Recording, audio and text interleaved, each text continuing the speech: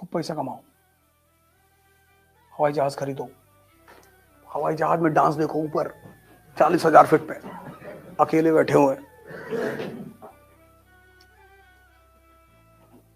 सब ड्राइवबाजी की बातें मत करो, हम ये नहीं करें वो नहीं, हम घूस लेने नहीं आए, तो यहां काहे बैठे हो? हाँ, जब तुम आदर्शात्मक बातें मत किया करो। तुम्हारा सिलेक्शन हो जाएगा, आईएएस बन जाओगे तो पता ही चल जाएगा तुम कैसे अधिकारी हो। आदर्श की बातें की नहीं जाती, उनकी बातें मत किया करो कि मैं आईएएस बन जाऊंगा, मैं एक पैसा नहीं लूंगा। रुपया तो लोगे।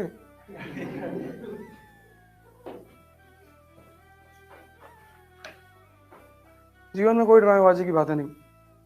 हाँ, जब इंटरव्यू बोर्ड में जाओगे तो थोड़ा सा तुम्हें ध्यान रखना पड़ेगा। वहां वो तुमसे पूछेंगे कि तुम क्यों आईएएस बनना चाहते हो, तो तुम्हें कहना पड़ेगा कि सर यहाँ चुनौतियां ज्यादा हैं और मुझे चुनौतियां बहुत पसंद है sir, and I want to work for my people, I want to be with the people. और फिर वो तुम्हें देख के मुस्कुराएंगे कि झूठ बोल रहे हो बेटा, और तुम भी उन्हें देख के मुस्कुराओगे कि सही पकड़ रहे हो सर। इंटरव्यू बोर्ड में जितना कम बोलना पड़े, समझ लो उतने ज्यादा नंबर मिलेंगे। शर्त यह है कि दोनों पार्टी मुस्कुराए, वो भी मुस्कुराए और तुम भी मुस्कुराओ। What is your opinion about dowry? Dowry is a crime sir. अंदर सांस लेगा, पूरी अंदर खींचेगा।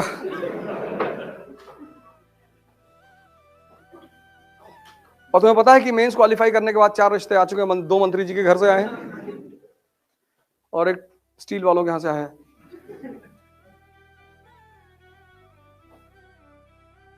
कोई ड्रामेबाजी की बात नहीं। कल हाई कमिश्नर बन के जाओगे इंडिया के पाकिस्तान में, तो जिन्ना की तारीफ करनी पड़ेगी। 14 अगस्त को जब अपना इंडिपेंडेंस डे मनाएंगे तो तुमको बुलाएंगे एज अ गेस्ट, फिर तुमसे बोलेंगे कि सर 2 मिनट आप भी कुछ बोलिए, तो तुम्हें वहां जिन्ना की तारीफ में बोलना पड़ेगा कि the most talented man of 20th century, और इतना बोलना है कि पाकिस्तानी भी रोने लगे। यार अरे इतना थोड़ी था, इतना ही था।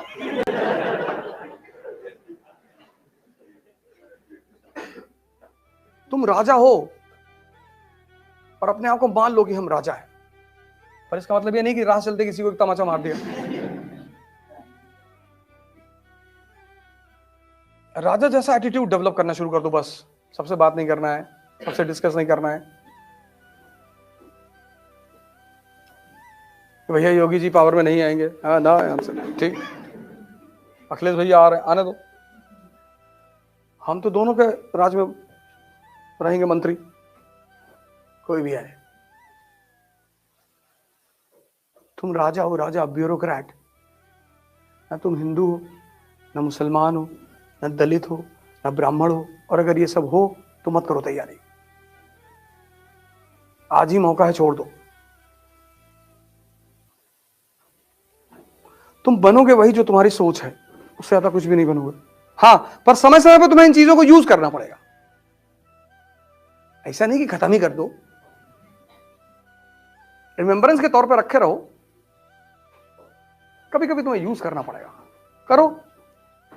अभी पता नहीं कहा, एमपी का शायद कोई कॉलेज था जिसमें लड़के स्ट्राइक कर रहे थे ऑफलाइन क्लास में, वो कि एग्जामिनेशन बढ़ाओ।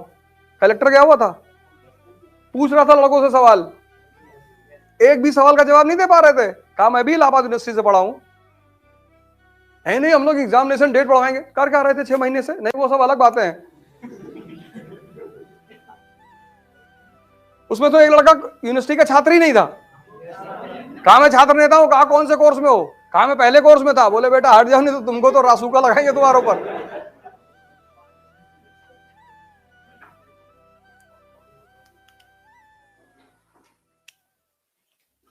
इसमें क्या रटना है यार। दुनिया में 2 चीजें लोगों को बहुत आकर्षित करती हैं, एक ब्यूटी, एक पैसा, और भारत के पास दोनों है। बिकॉज ऑफ दिस, इसकी वजह से Bharat became the victim of foreign invasion from ancient times. ऐसे एरो बना के लिखो कि because of this, because of what? Golden sparrow लिखो, because of this India became the victim of, because of this India became the victim of foreign invasion, inbox foreign invasion from ancient times. प्राचीन काल से India became the victim of foreign invasion from ancient times. Example दे दो. Shakas, Kushans, important दे दो. Kushans, Huns,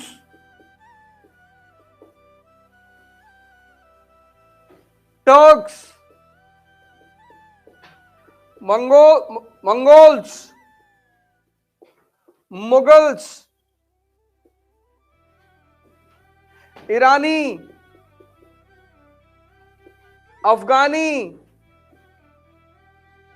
and today आतंकवादी.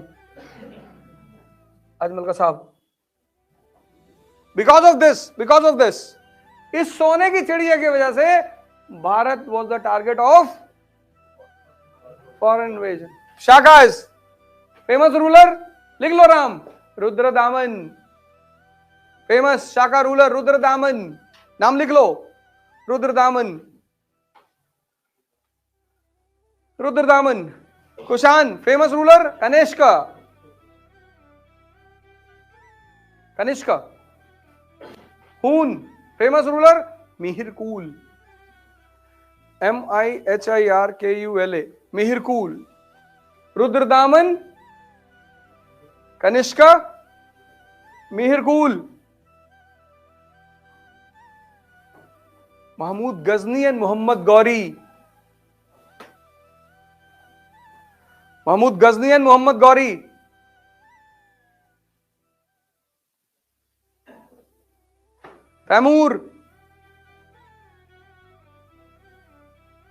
तैमूर, वो करीना का बेटा नहीं, तैमूर लेम.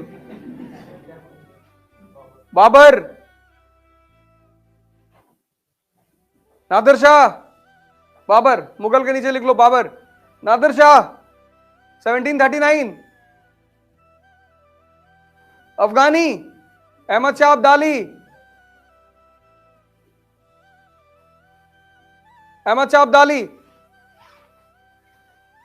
अजमल का साहब, ठीक. सिर्फ मुसलमानों ने आक्रमण नहीं किया, तो बाद में आए मुसलमान. पढ़ा देना कि मुसलमानों ने इस देश को लूटा, हिंदू धर्म को खत्म कर. उससे पहले भी लोग आए. ये देखो, एक तो मैंने नाम छोड़ दिया, हिंद यमन, इंडो ग्रीक. लिख लो इसके आगे, इंडो ग्रीक्स. उसका सबसे फेमस रूलर मेनेंडर. लिख लो, एक और लिख लो, इंडो ग्रीक्स, हिंद यमन, इंडो ग्रीक्स.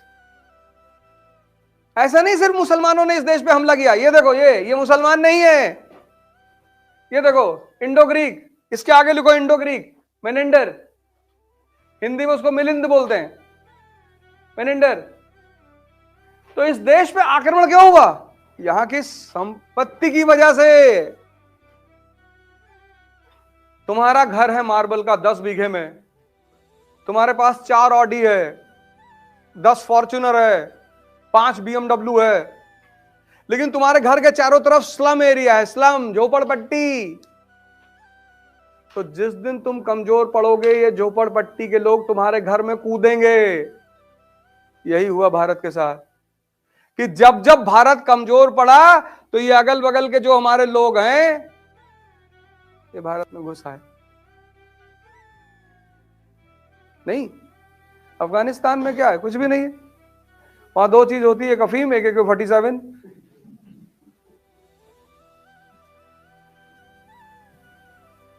महमूद गजनी मंदिर तोड़ने थोड़ी आया था, लेकिन पैसा मंदिर में रखा था. Temples were banks in 1000 AD. उसको पैसा चाहिए था, उसके सिपाही डर रहे थे.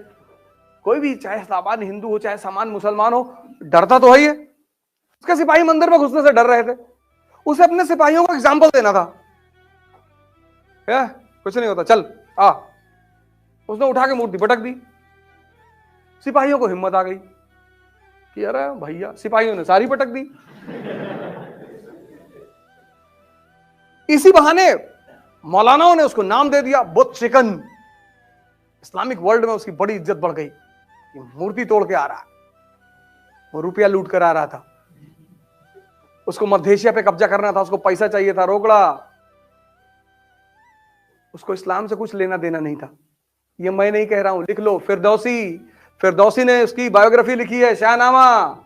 तो उसने फिरदौसी से कहा कि तुम जितनी लाइन मेरे बारे में लिखोगे मैं तुम्हें उतने सोने के सिक्के दूंगा। फिरदौसी ने कहा अच्छा। 20,000 लाइन लिख दी।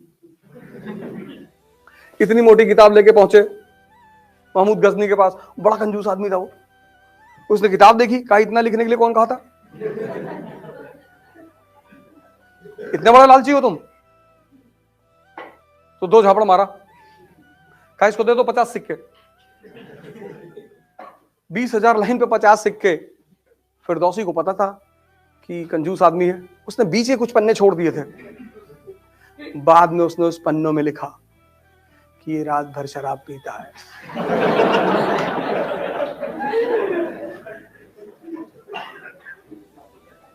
आदमी समझदार है बहुत। महमूद बहुत समझदार आदमी है, धर्म का इस्तेमाल करना जानता है अपने इंटरेस्ट को पूरा करने के लिए। सभी यही करते हैं।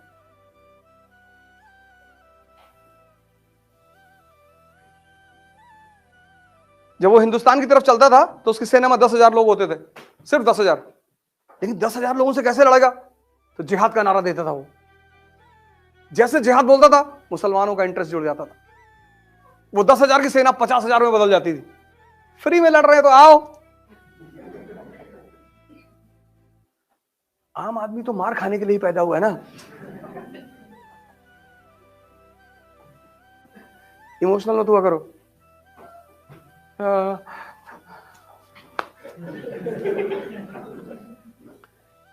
ये सिविल सर्विस की क्लास है, यहां यही सब पढ़ाया जाता है। क्लास के बाहर मिलोगे मैं एक अलग आदमी हूं। प्रोफेशन अलग चीज है, जिंदगी अलग चीज है। कल पता लगा तुम कलेक्टर बन गए और मैं मथुरा काशी के मंदिर का मूवमेंट चला रहा हूं, तो टेंशन मत लेना यार। क्लास में तो सेकुलरिज्म की बातें करता था।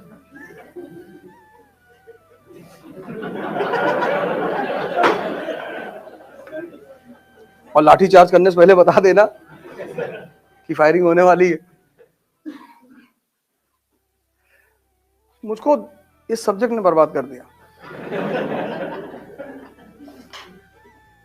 मैं भैया गांव से आया था, सीधा साधा आदमी। इसने मुझे हिस्ट्री ने ऐसी ऐसी चीजें पढ़ा दी। बिस्मार्क, क्या डेंजरस आदमी है बिस्मार्क। क्या सोचता है, पूरा यूरोप जर्मनी के यूनिफिकेशन के खिलाफ है, बना दिया जर्मनी उसने, किसी को पता ही नहीं चला। और जब पता चला जर्मनी वॉज अ नेशन, तो खड़े होकर जर्मनी में मुस्कुरा रहा है 1871 में। हमने तो सजदा कर दिया उसको कि क्या खेलते हो यार। और हमारे गांव के चौबे जी वो गांव की राजनीति करते हैं। चौबे बिस्मार्क ना बन पाएंगे, गांव में रहेंगे, वो प्रधान भी नहीं बनेंगे।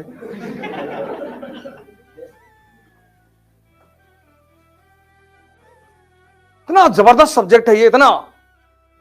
लेकिन मेरे 2 ऑप्शन हो, दोनों विरोधाभासी। एक हिस्ट्री, एक फिलॉसफी। एक ने पढ़ाया कि संसार माया है, तो एक बार विचार आया कि यार हरिद्वार चले आए।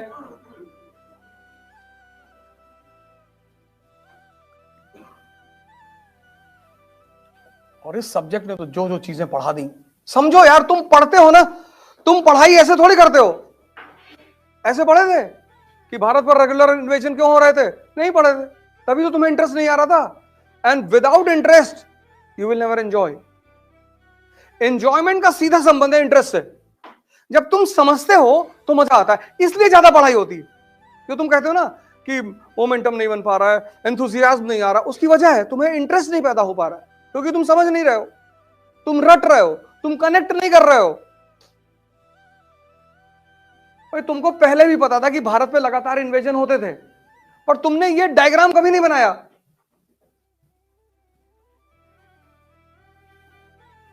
लेकिन ये जितने भी इन्वेजन हैं, इनकी एक खासियत है, they all are from Central Asia. They all are from Central Asia. In 15th century, for the first time, the invaders were from Europe. with the arrival of Vasco da Gama in 1498.